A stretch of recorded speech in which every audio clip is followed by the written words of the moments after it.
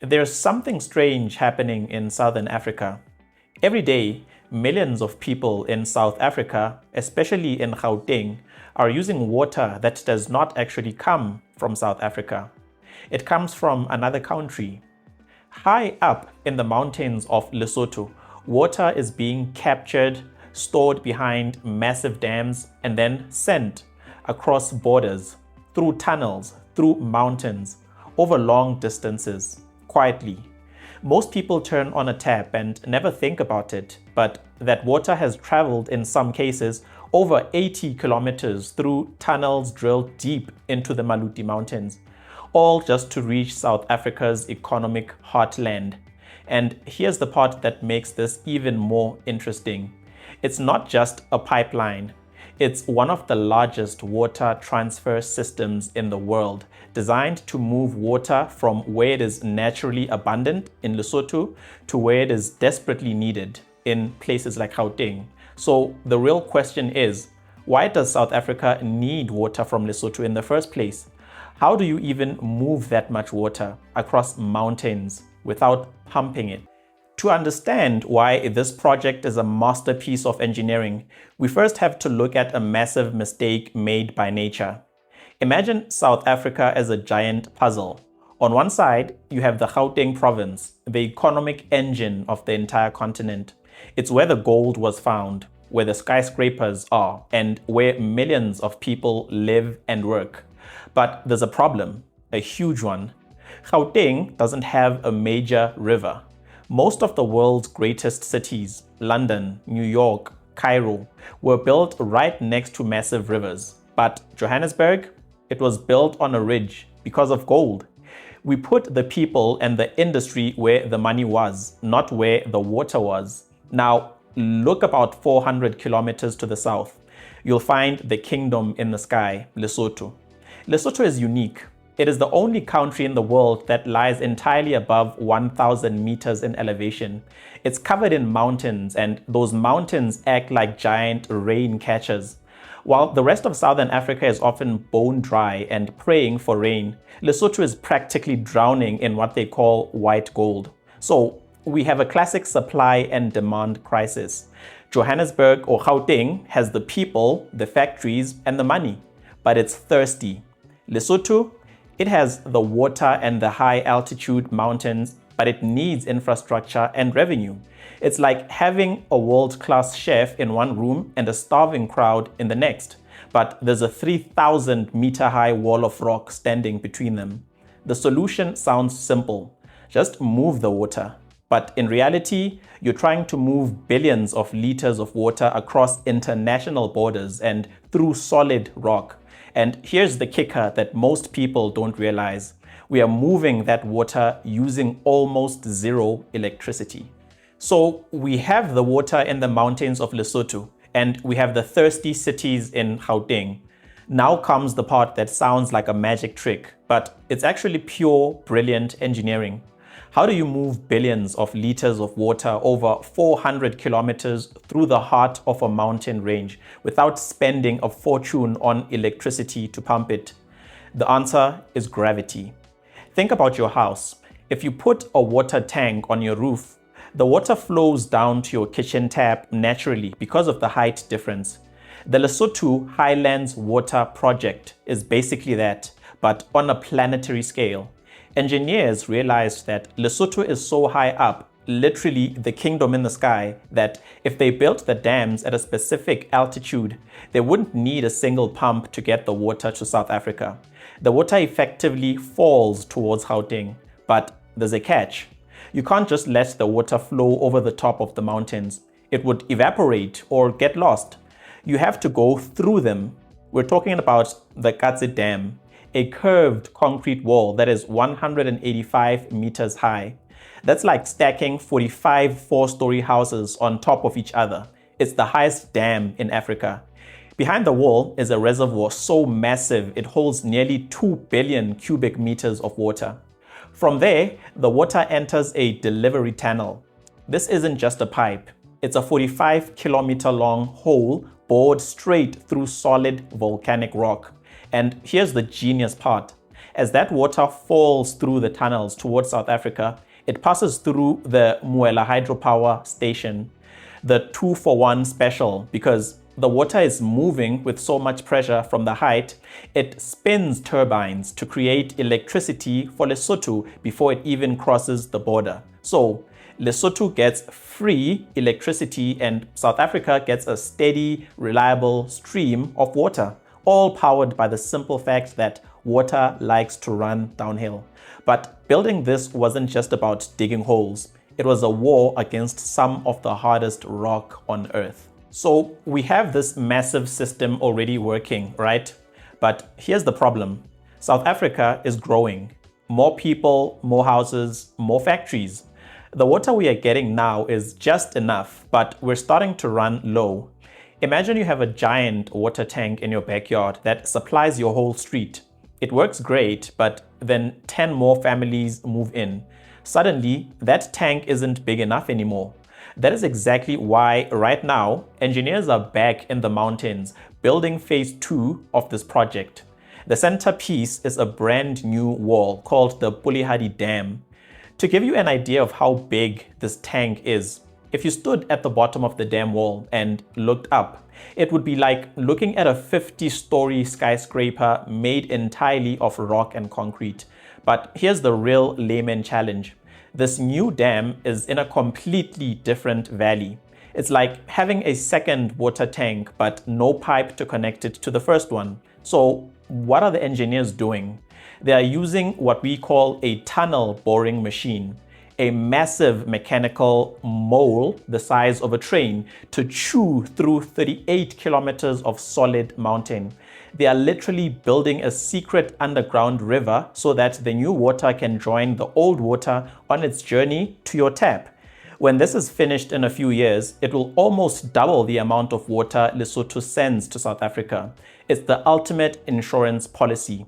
It means that even when big droughts hit, your shower doesn't turn into a trickle and our economy doesn't stop. But this isn't just about South Africa taking water.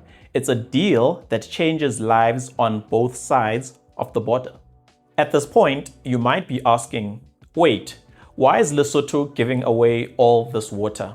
What's in it for them? This isn't a gift. It's one of the most successful business deals in African history. In the mountains of Lesotho, water isn't just something you drink. It's white gold. Think of it like a massive rental agreement. South Africa is renting the water from Lesotho. Every single month, the South African government pays millions of rands in royalties, basically a usage fee to the Lesotho government, but it's a 2-for-1 special for Lesotho. The money from the water goes straight into Lesotho's national budget to build schools, to build clinics, and to build roads. And they get free power. Remember that gravity trick that we mentioned earlier on? As the water rushes down the mountains towards South Africa, it spins giant fans that we call turbines. This creates enough electricity to power almost the entire country of Lesotho. Before this project, Lesotho had to buy most of its electricity from South Africa. Now they make their own using the very same water they're about to sell. For South Africa, the win is even simpler: survival. Without this water, the factory in Gauteng, or the factories in Gauteng, the ones making cars, mining gold, and producing food, would have to shut down during dry seasons. It's cheaper for South Africa to pay Lesotho for water than it is to let the economy crash because of a drought. It's a rare win-win. Lesotho gets a steady paycheck and electricity. South Africa gets the lifeblood its cities need to keep growing. But building a project this big across 2 different countries isn't always easy. Building something this massive sounds great on paper, but in the real world, it is incredibly difficult. If you've ever tried to renovate a kitchen, you know about delays and rising costs. Now, imagine doing that with a 50-story dam in a remote mountain range. Phase 2 was actually supposed to be delivering water to South Africa back in 2019 already. But here we are in 2026 and it's still under construction. Why the delay? First, there's the geology. The mountains in Lesotho are made of basalt rock. It's essentially cooled lava. It is incredibly hard and stubborn. Sometimes when engineers drill into it, the rock fights back, crumbling or leaking water where it shouldn't. It requires specialized machines and a lot of patience. Second, there's the cost. Because of the delays, the price tag has ballooned. What was originally supposed to cost around 8 billion has now skyrocketed to over 40 billion. That's a massive jump that South African taxpayers and water users eventually have to cover. But the biggest challenge isn't the rock, it's the people.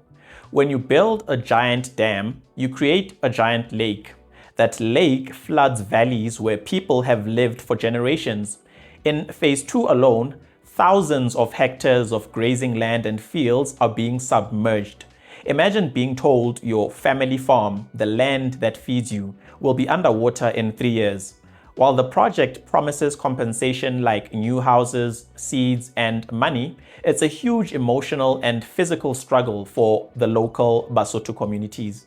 Balancing the need for water in Gauteng with the lives of the people in the highlands is a delicate act that doesn't always go perfectly. It's a reminder that engineering isn't just about concrete and steel. It's about navigating politics, money, and human lives. We've spoken about the massive dams and the clever gravity trick, but there is one thing that no engineer can control: the sky. This entire multi-billion rand system depends on one simple thing. It needs to rain in the mountains of Lesotho. But our world is changing. With climate change, weather patterns are becoming unpredictable. We are seeing longer droughts and then sudden massive floods that can damage infrastructure. Think of it like a bank account. Phase 2 is like opening a second savings account to hold more white gold. But if the income, i.e. the rain, stops coming in, it doesn't matter how many accounts you have. They'll all eventually run dry. This is why the future of the project isn't just about building more concrete walls. There are already talks about phases 3 and 4, which would involve even more dams further down the river system. But some experts are starting to ask, is building more dams the only answer?